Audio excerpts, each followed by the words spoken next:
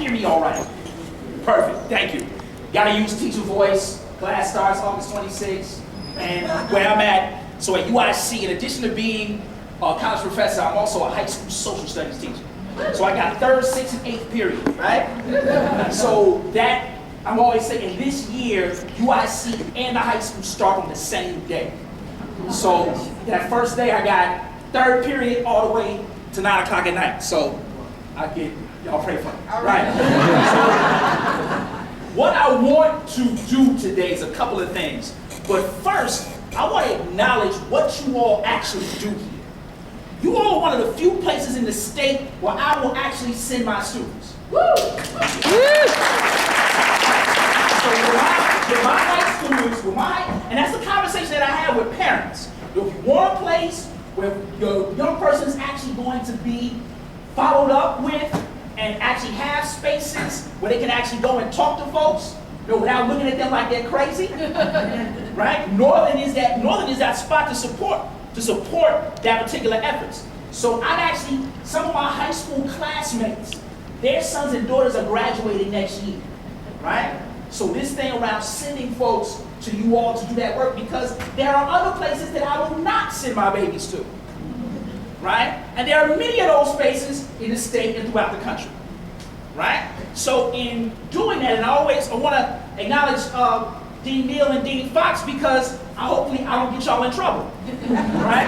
Because after today's session, you will see why I'm often uninvited to things. All right. I'm always, so every time I see I like going to grade schools, because when I see that little one in trouble in the office, I'm always looking in. All right? I feel you. Hold your hand, I'll be right back. Right? Because that thing around, a lot of times, school is a different place. Right? So every time I think about a young person getting in trouble, it's very rarely for discipline. Right?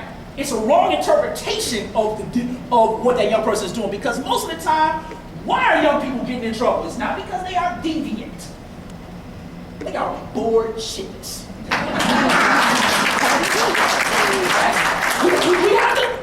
You see it all the time. What space? You got a job where you can get up, walk around. How do we tell the babies? Sit down, shut up, get in line. All day. Young people are smart. They will start to reject that. But when certain folks reject it, certain things happen. We have to be very clear about that.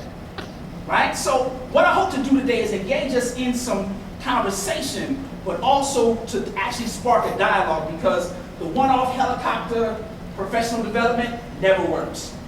Right? Because that's always the thing. Like every time, so if you all have ever experienced a CPS professional development, you have seen, you feel like the gates of hell are open. Right? You feel like, man, I mean, it's just like somebody just put me in this mind-numbing piece because they hate my life, right? So this thing around doing something different is going to require us to ask some very different questions of who we are and what we do, right? But before that, I want to recognize the folks who have brought me here to Northern. So Sister Rebecca, thank you so much. Mike, it's good to see you, family. Kialo, thanks so much for always looking out. Man, and Patrick, we saw him somewhere this morning. He was here. Hey, Pat, man, glad you're on faculty, man. Because I will send people to you, right? I won't hesitate in doing that. Because these things around this network, because what we're being faced with today in education, I'll argue, is something that we've never seen before. It's an iteration of something that's been happening historically. But at this particular moment in time, it is like nothing we have ever seen. And because it's not, there's some things that I think we have to do in terms of the work moving forward. Now, I got this PowerPoint thing. My high schoolers taught me PowerPoint. Right? So if we get the Carl Sagan Cosmos showing up, I might be out here in a real bad way, but we'll make it work. Right? So a lot of times what you all have done, so Dean Neal and Dean Fox actually sent me some documents that you all have been looking at. You all are one of the few places who have actually been explicit about the language that we've been using, right? Because a lot of times we hear it, and it's our eyes roll in the back of our heads, right? Diversity. Oh, here we go. Right? Folks say we're gonna do social justice. Here we go. Right? In fact, sometimes I even cringe. I work at a social justice high school, and when the name of the high school is the Greater Lawndale Little Village School of Social Justice, right? But when people say social justice, I'm always like, right? Because it's always some anesthetized, sanitized thing, right? So when we're talking about these things, I want to trouble them a little bit. I want to make them a little more complex than what we're used to, right? So we talk about diversity of what? Right? So a good friend of mine took a position at the University of West Virginia, Mountaineers, right? She walks in, and the dean told her, we have a diverse group. She walks in, she says, oh, diverse, meaning me counting as the diversity. N of one, so math people, N of one, in all of the folks from West Virginia. They said, well, we have, and then how do they flip it? We have diversity of ideas, socioeconomic backgrounds, perspective. And she said, that's an interesting way to explain it, right? So if we're not upfront about what it is that we're talking about, we can miss the point, right? So this thing around tolerance, and I always appreciate this from folks in the LGBTQAI community, because what is the number one rule of something that you tolerate? You don't like it, right? You're tolerating it, right? So this thing around now, troubling that water a little bit, right? And then difference from whom? Because when we're talking about difference, we're often not talking about what we understand to be normative, right? So when we talk about a white male, Anglo-Saxon, heterosexual perspective, we often leave it out the language, right? Because it doesn't make us sound right, right? So this thing around multiculturalism, right? Hey, food, and for all of all of the Protestant elementary ed, some of y'all probably, your eyes will in the back of your heads when you see this stuff in textbooks, right? Multiculturalism becomes food, festivals, and fun. Yeah. Oh. That's what it is, right? You got one day, you walk into the classroom, everybody got on sombreros. For real? Y'all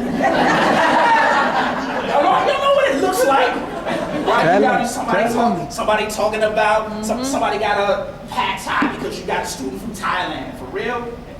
Right? Because we're trying to make it safe, right? But from a very different perspective, many of our young folks are experiencing marginalization, isolation, and degradation daily. Because they're old enough to be told the truth. Now, we get into the language of age appropriateness. Now, this is what I'm always thinking. Now, by a show of hands, in your K-12 experience, how many folks felt like when they were in school, there was something seismically wrong, which you could never articulate? Like you are sitting there going, this shit ain't right. What's happening? But this is not right. And in fact, I'm about to start a rebellion because it's not right. Right? That's why I got suspended from kindergarten first. Right? I got kicked out of class for correcting the teacher. I'm 41 years old, and I remember 36 years ago when this happened to me. Right? The word Tyrannosaurus Rex, I still cringe when I hear it, right? Because that's the one that got me kicked out of class because I corrected the kindergarten teacher for saying it. Right? And then, first, second, third grade, I just had a position in the office. Right? I was the new front office person. Right? Because it's like, hey, come to class, well, you know where to go. Right? But what does that do to you over time? Right? We talk about deleterious effects. With this thing around understanding it very different and post-racial. Now, let me be very clear in DeKalb, Illinois. The President of the United States used to live on 51st in Greenwood. Right? That does not mean that things have changed 3 blocks away from him. All right. This becomes important because a lot of times the broader conversation is around, well, aren't things better? No. And I'm going to say that publicly because things are different. We call things different names, but we are not talking about improvement. I'm going to give you all some examples of why things, in fact, have not necessarily stayed the same, but in many cases devolved. And that's language, again, that not only gets me uninvited, but often gets me in trouble because it's not popular to say. Oh. And I'm not concerned about popularity because you all are putting young people in places where this is happening. Right? So this thing around using these terms to sanitize us from the realities at hand. And let's get to what these real issues at hand are. Right? Marginalization, isolation, white supremacy, and institutional racism. Now, let me go back before I go forward. When I say white supremacy, I'm not talking about anybody putting on a hood. Right? I'm not talking about anybody burning a cross. I'm talking about a system. Remember, what has been deemed normative, the perspective of normalcy, or what is regular, and how we use the language. Right? So this thing around institutional racism, and I want us to think about a place like Chicago, but I also want us to think about something that just recently happened that didn't get as much news. The repeal of Section 9 of the Voting Rights Act. We don't think about that as something being relevant, but what just happened in North Carolina? The folks said this, right? They just repealed. As soon as the Supreme Court makes a decision, the state of North Carolina now says that we can switch voting districts whenever we want. Because what now happens? When you switch voting districts, you control who votes. And then this is historical. We often forget the 3/5 clause of the Constitution. But more importantly, the 13th, 14th, and 15th Amendment. Now, I talked about that the last time I came here. But I want us to think about the 13th Amendment in particular. The 13th Amendment ends slavery de jure, meaning on paper. Doesn't necessarily end it in real life, according to the 13th Amendment. The language of the 13th Amendment says, except for the instance of involuntary servitude for punishment, slavery is thereby abolished. Now, where does involuntary servitude for punishment still happen in the United States? The United States has the largest incarcerated population in the world. Right here. And we don't talk about it. We got 7 million people who are either incarcerated under some form of local, state, or federal supervision. So when we look at that, and now schools become a conduit by which to transport folks into that industrial complex. And when we miss that point, I would argue that we're now making a tragic mistake. And now you have lobbyists in DC who are arguing for you, as folks who teach myself. They come and they lobby and they talk about how this new curriculum is going to save the planet. And Pearson does it so funky, they try to give folks pizza parties. I'm saying to myself, you don't mean to tell me that we're going to go to a pizza party where you're going to try to sell me this curriculum that you know from your own researches has nothing to do with academic achievement. Right? And I'm saying, who's that? Where are those places going? Where are those things going and who is it being sold to? Right? So let's look at Chicago and this thing around reframing. So what Dean Fox and Dean Neal have done in terms of this type of work is reframing the issue, right? So there's a really important book about how politicians do this called Don't Think of an Elephant. And actually talks about how people use language to actually discuss particular issues while actually masking what they're really talking about, right? So this thing around what we're talking, so when we're talking about race, power, and privilege, we're really talking about how power is operationalized. Who is deemed powerful? How is that power implemented? And then what is the rationale for the implementation of the power, right? So this is where it gets different. So when I see Pearson, I'm thinking about these folks have now engaged, and I'm gonna say it right here, right? Team doesn't mean that you can't get fired, it just means that it's harder to fire. Right? Because I never worry about whether or not they're coming. They have already come, and I'm already on the list. Right? And because I am, I'll say this. Ed TPA, we've got this throughout the state, right? Where folks take, and let's think about the idiocy of this. I'm gonna call it what it is. Ed TPA is low-level extortion. Because of this, let's look at the concept. I'm gonna pay somebody $300. They're gonna take me in a classroom, send that tape to someone who has no idea about the context of that school, and now assess my teaching.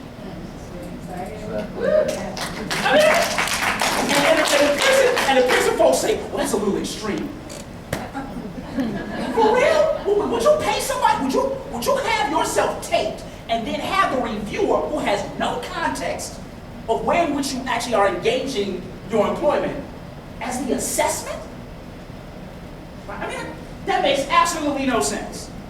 Right now, do we need better strategies on how we assess teachers? Probably, but that is not the one.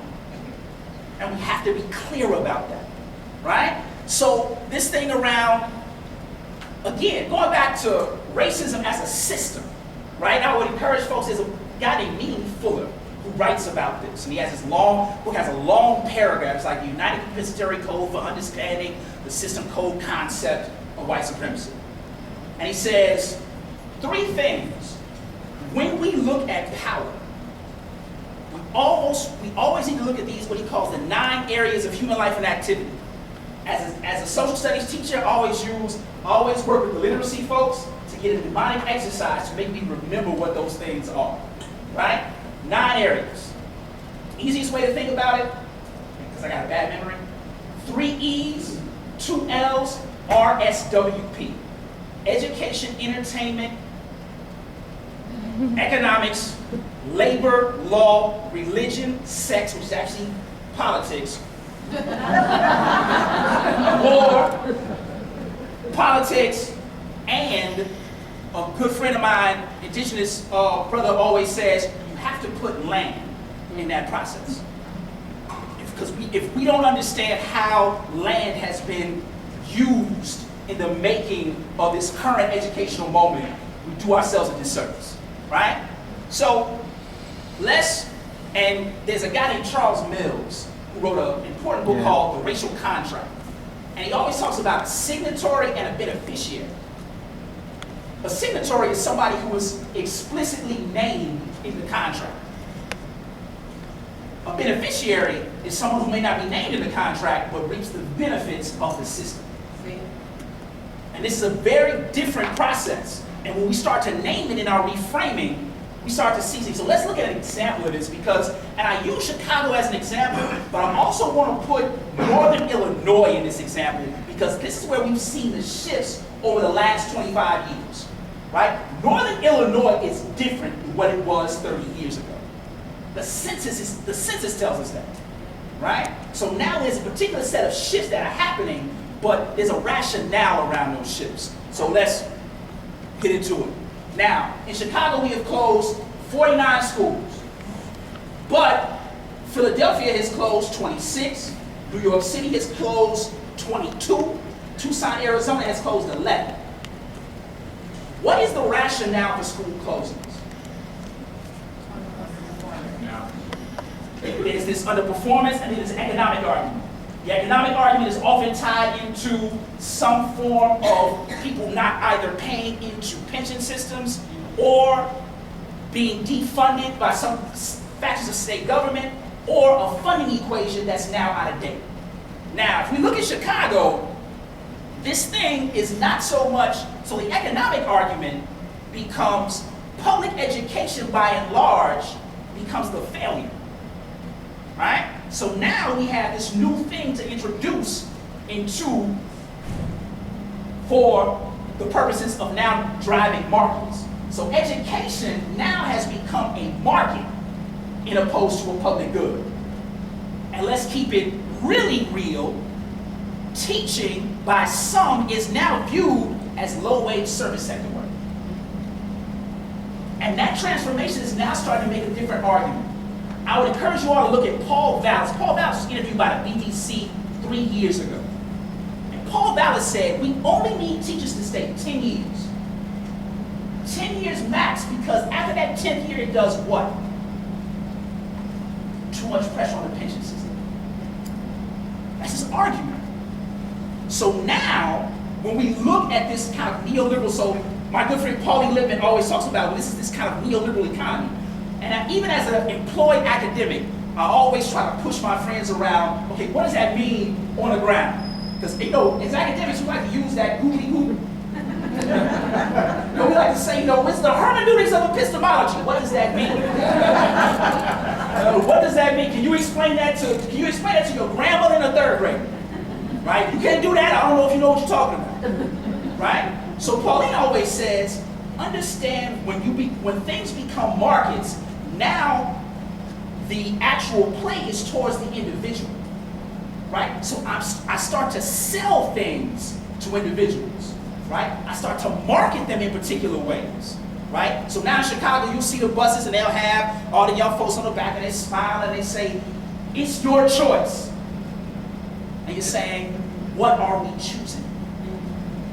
Right? So this thing around now, certain communities are being declared disposable. So let's look at this. In Chicago, those 49 schools are where? These are the south and west sides of the city. These are the most disinvested schools. These are also the schools that over a 30-year period have actually had the most resources taken from them. Right? These are all working class, poor, Black and Latino families. Black families into the 85th percentile. So now we have, and those are 40,000 students. 6,500 of those 40,000 students have severe disabilities or some form of special needs. The city of Chicago has gone on record to violate 3 federal statutes. Corey H., the Americans with Disabilities Act, and the Individuals with Disabilities Education Act. Now they are violating a federal statute. This is the equivalent of pushing a young person, if they are wheelchair bound, into oncoming traffic. School starts next week.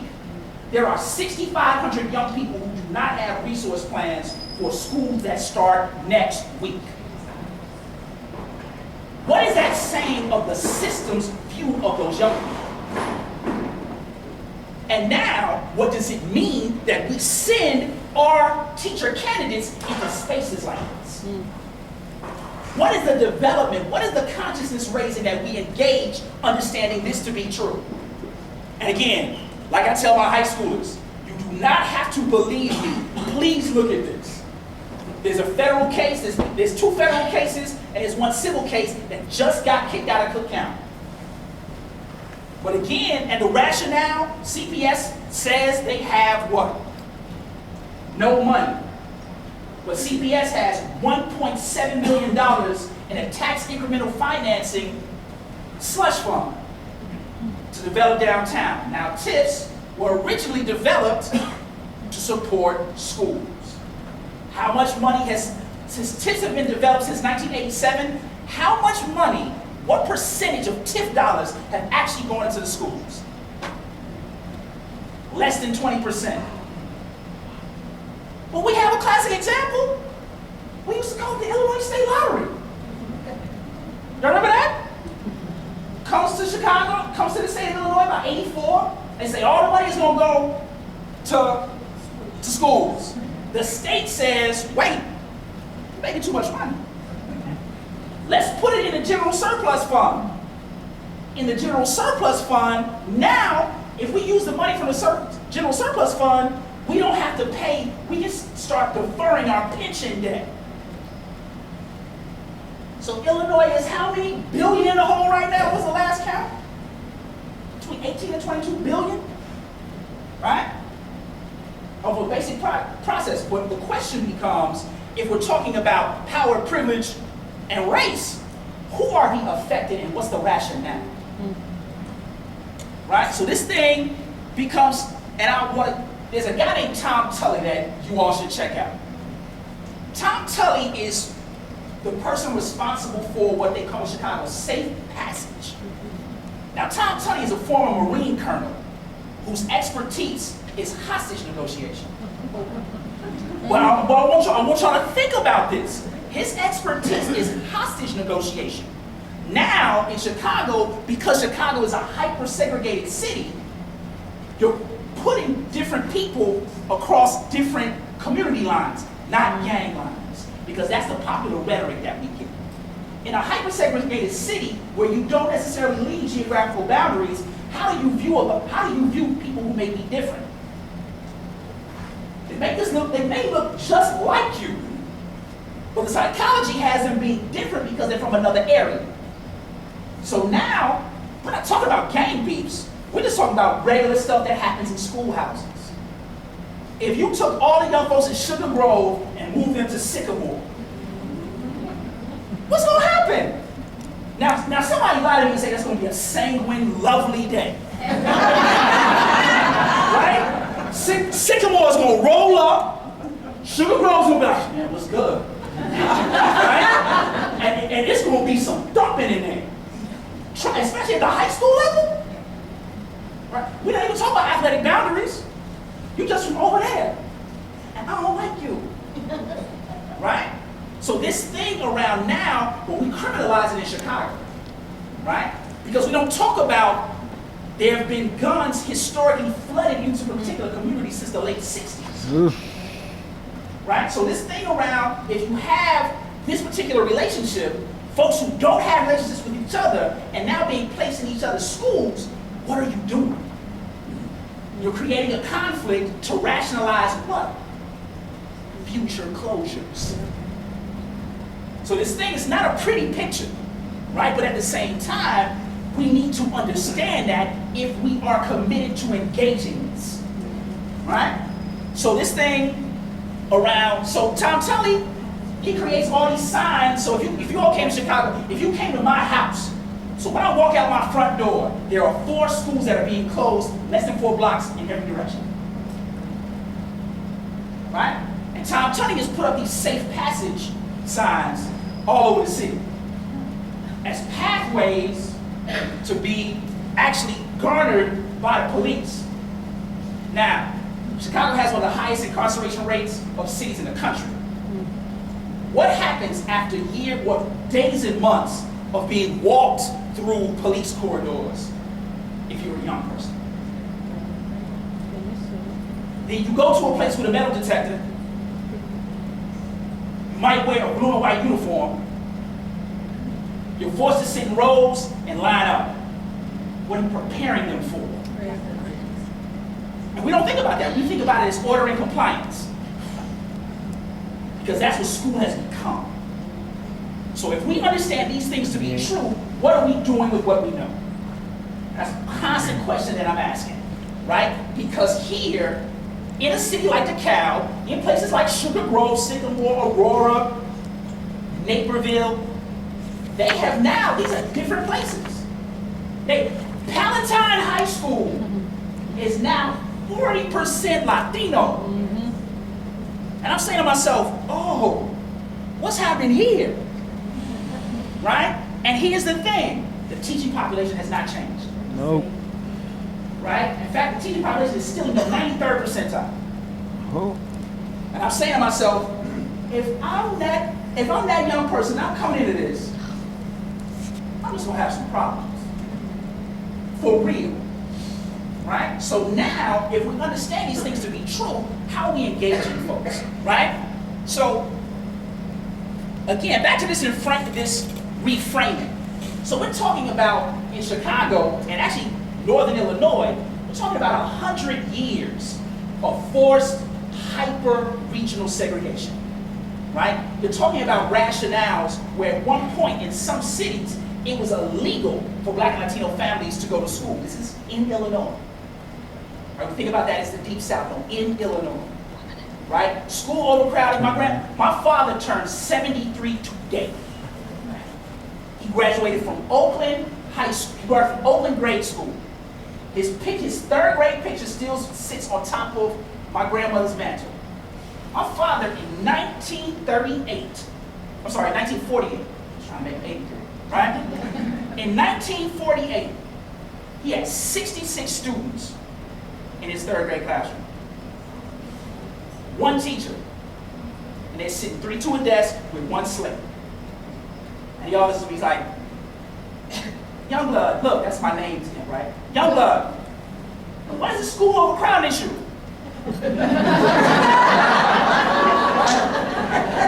like, hey man, look, he's like, look, this is a 60-year precedent right here, right?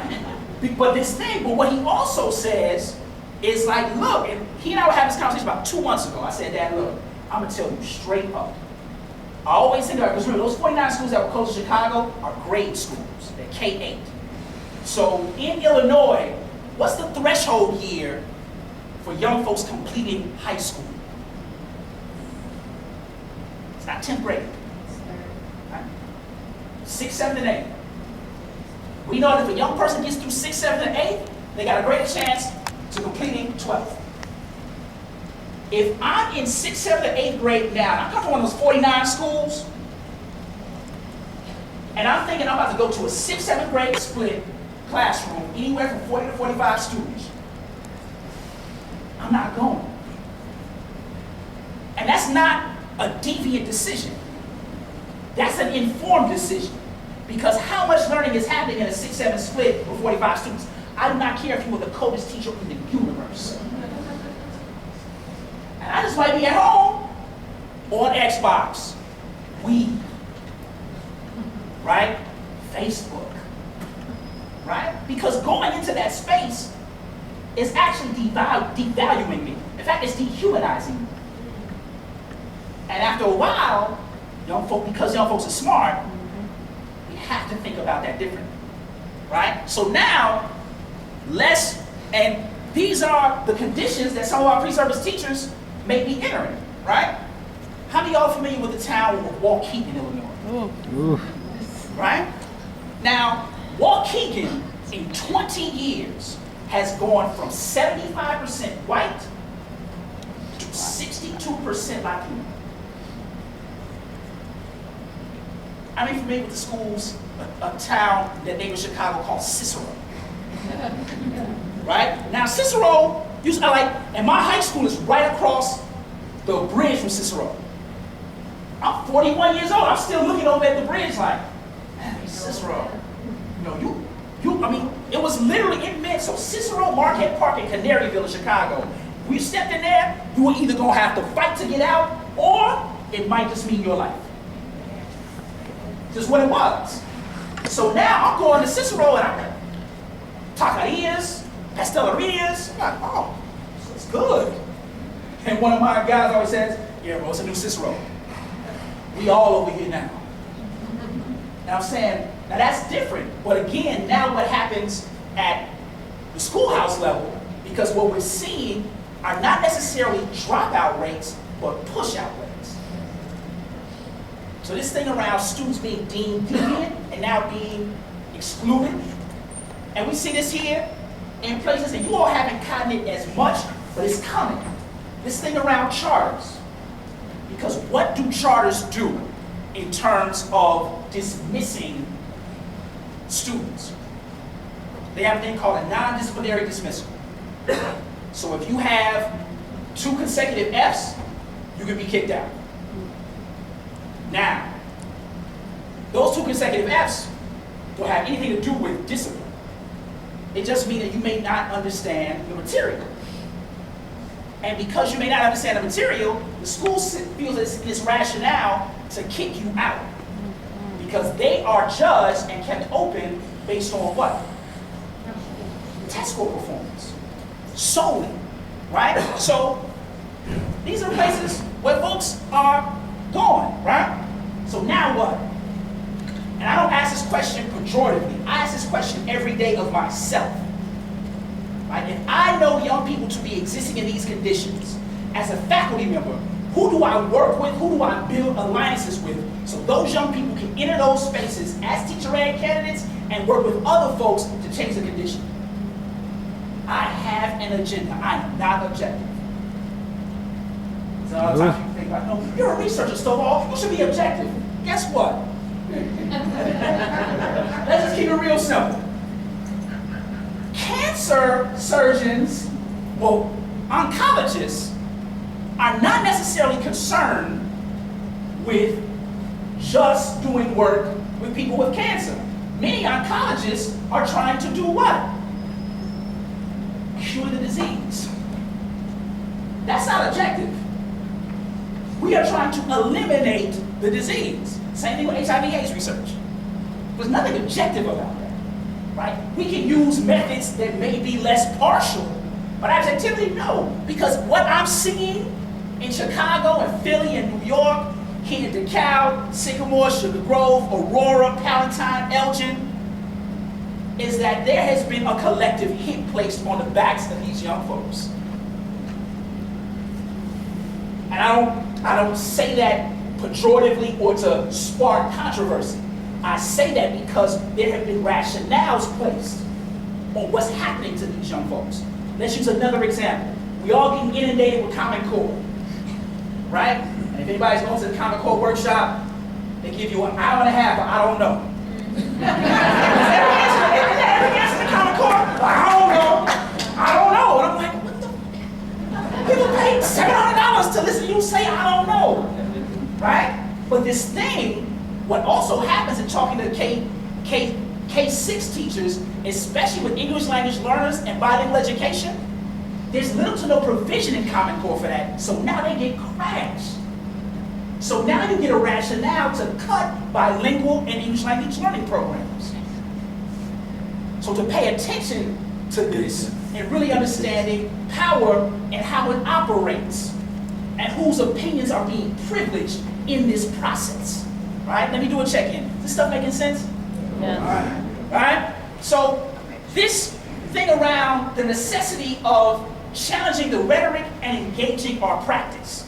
So the stuff that you all are doing, is this really this thing around how are we engaging our practice, understanding the conditions that we're placing teacher education candidates in, right? Because by another show of hands, how many of you have had the student, this is one of your good students, you send them into a schoolhouse, 6 months later, they come back to you and they say, what the hell did you send me to? I had that reaction, right? Like I get it, and I even wait for it now. It's always like October, right? October, I get the calls. Stovall, what's happening? Stovall, what are you doing?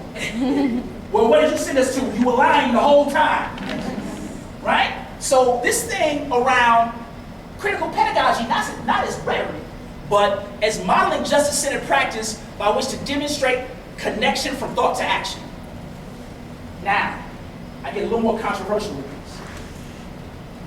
It's centered in interrupting this current narrative that we see. I am most concerned with the interruption of that narrative around Black and Latino youth as being disposable and devalued. I am more concerned about what is their contribution to the human condition, and in that contribution to the human condition, what are the practices that we engage to make sure that they are able to engage their communities as places of value instead of places of deficit. Eso, man. That's going to be a stage. One of the elder homies sent me to the feds. When I said, "Hey, you gonna send me to the feds?" I said, "Man, I'm already on the list." All right. So I go to the feds and I say, "Look, I am concerned. The Justice Project in education is young people being able to make an informed decision about their lives, because at any given moment they may be standing on the crux of life or death." Not pejoratively, not figuratively, literally. And because that's the case, now, if we are in colleges of education, what are we doing knowing this to be true, right? So these things around that interruption in terms of very basic questions, right? What are the processes by which we engage our students, right? To what extent do we know our students? And that's a modeling exercise, right? Now, how well do we know our students, right? Because that's why I'm worried about EdTPA, because we may know certain things about our students that are actually reaching those young folks that don't be catching them. Right? So this thing around what structures do we provide in our classroom to engage unfamiliar and uncomfortable issues? Race, class, gender, sexual orientation, right? And many others. But how do we go to that place that we may know very little about? Who do we actually use as resources to inform us about these places where we know very little about? And then, what perspectives do these structures privilege? Right? Because if I see another textbook that got this much on No Child Left Behind, I want to throw up. Right? Because what happens to me, we get all this stuff, we often think about No Child Left Behind as coming from Bush. Well, who's one of the main architects of No Child Left Behind? Kennedy. Right? Don't even mention it. Mitch Daniels, when he was governor of Indiana, tried to ban a people's history of the United States from Indiana public schools. Right? And he just said, this is dangerous and tumultuous to creating a peaceful society. The truth. Right? That's dangerous. Right? So if we know this to be dangerous, now how do we engage? Because it's one thing to understand that our students are actually going into this, right? What would it mean to have this kind of conversation with our first year teacher ed students? Not waiting until they get into their student teaching, day one. What would it mean for when they come to class Monday, we say, look, my concern here is that if you are going to engage this, when you become a teacher, you will get in trouble. Day one. I am preparing you to get in trouble. And some of you might lose your job. But you're a teacher, you will always have a job. Regardless of what they say. Right? But this thing around now, I'm more concerned about your ability and capacity to work with others because the train has left the station. It does not mean it cannot be derailed. And that's the work we're going to do. Now, you all have to prepare yourself for that day. Because it's never about, I always tell my students, it is never about if they come. It is when they come. Because they are coming. And they come in all these different ways. Right? I get uninvited to the meeting. I get a call about the meeting that I was supposedly invited to, as why I didn't come to the meeting. Right? I was like, what that? For real? Y'all got that? Yeah, and then it's like this encrypted email that's like in my spam folder that was like sent to like 2 other people. Like, madness. Right? Because when you come to the door with this, the first thing you're gonna say is, well, you can't come. But you all have a very different arrangement here. You all have a space where this work is supported on the front end. That's very rare. And because it is, there's a challenge there. And that challenge is to figure out ways how we actually work to address these concerns, right? A good friend of mine who's a chemistry teacher says this is what we call upsetting the setup, right? So we need to understand the political economy of the place that you all work in, the College of Ed, our students, and the current moment in education. Because again, we haven't seen this before. Like, education has always been purported as a public good. It is now purported as a public good that has failed, and now it is purported as a public good that has failed.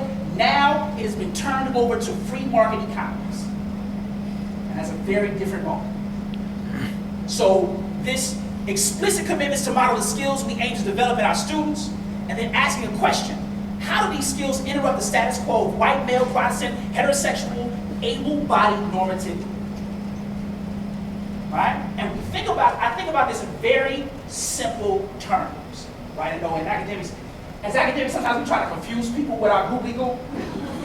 right? But I'm very concerned about how we make this make sense because it's happening to people, right? And at any given moment, it could be me.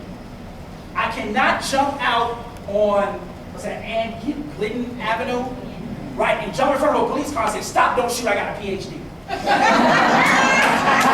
just won't happen. Nah, I can't do that. Right? In fact, under certain emphasis, that might be more impetus to shoot. I have to understand that it's real. Right? So this thing around looking at those practices, because we are concerned about what's happening. And this is the thing, right? What would it mean to tell, we get the students all the time. I just want to teach because I just love kids. For real? Right? What happens when you start having homicidal thoughts? For real? That's K-12. Right? And you gotta figure that out. But again, we kind of turn folks away and don't support. And I heard that earlier this morning in terms of now what does it mean to do support folks getting through. You all have a very unique thing here is that you all are one of the best folks in the state in terms of retention. But now, it's around pushing that forward. So now you keep folks, you graduate folks, but you graduate them to do what? Right? And asking that very specific question, right? So, again, I'm suspending my expertise, right? What are the things I don't know? What's the process by which we will engage the unknown? To what extent are we willing to find out? Not a question of our status. And centered our understanding of the current moment and what's needed with others to pose something different. And then, these are the non-negotiables that I'll make this argument. If you have a junior faculty person who is doing this work, do not isolate them. Support them. Right? Because in order to have this work supported throughout, you have to be able to bring folks in, have them understand and apply so they can do it for others. It's a very simple equation, but something we don't do it. Academics, we get funky with this. Right? I've seen folks do this in meetings where they're chopping it up and they're all super nice with folks, doors closed and decision around tenure, you think the person shot the Pope. Right? And I've seen this happen. It's this weird psychosis almost. Right? But this thing around actually looking at that as part of the practice and process. Right? And then this stuff has to be revisited in perpetuity because these shifts now, because of this current moment, these shifts are happening at an extremely rapid pace. We haven't seen this. This stuff happens. You get something new every second. Right? So now, in existing in that condition, what are we doing? Right? And this has to be done in the forefront in light of these neoliberal austerity budgets, high-stake testings, and tighter regulatory oversight from local, state, and federal agencies. But on the front end, and this is always around, just like classroom space. Even if we have a scripted curriculum in a K-12 institution, there are two things that we still always control as a teacher. The how and the what. Same thing here. That how and the what doesn't cost a whole lot of upfront money. The how and the what is really around human will. What are we willing to do? Right?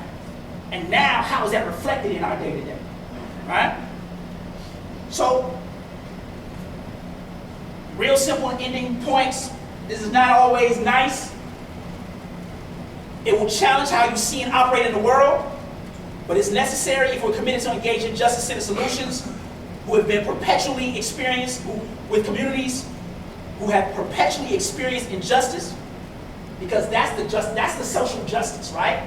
So justice is determined by those who have experienced injustice. Not somebody who's coming from off high and saying you're doing some social justice. Mm-hmm. It's a very different equation, right? And then it's a collective process, not individuals. So if you all are showing Freedom Riders or Conrack or On Our Own or any of these terrible school-based movies, you can only show them as bad examples. That's always been this is a really good moment. No, it's not. It's all garbage. Yeah. Right? What's her name? Ruby Payne comes. She can't come. Right? Because I look, and now you talk about research. Here's a woman who has made hundreds of millions of dollars on talking about a framework for understanding poverty and a culture of poverty when we know poverty is not a culture but a condition, but basing the research on the study of her husband from a white man from Appalachia who left her. That's what the framework of understanding poverty is about. Now, Ruby Payne won't tell you that, but she'll charge you $100,000 to do a workshop, but yet to further dehumanize students that folks have difficulty in understanding. Right? So again, we have to call it for what it is. Right? So this thing, again, I do not purport all solutions. I am somebody working in this, struggling to make sense of it all while working with others to interrupt this thing, this moment. And I wanted to do that with you all today because that's a different perspective in terms of just the usual race, power, privilege. But how does this stuff play out? Why is it important? And then what are the ways in which we can engage to now interrupt that thing that is happening and being rationalized day to day? Right? So again, thank you all for dealing with me. And if there are any questions, again, this is my email. I'll tell you all the story of that email. MFS is a curse word. I will let you all figure which ones those are. 8837 is the address of the household that I grew up in. So the easiest way for me to remember my email is to curse at myself and remember my house address.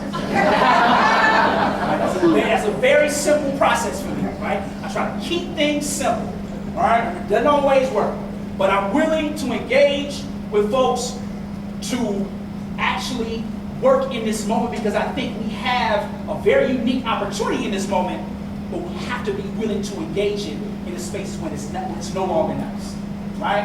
Thank you all so much. Yeah.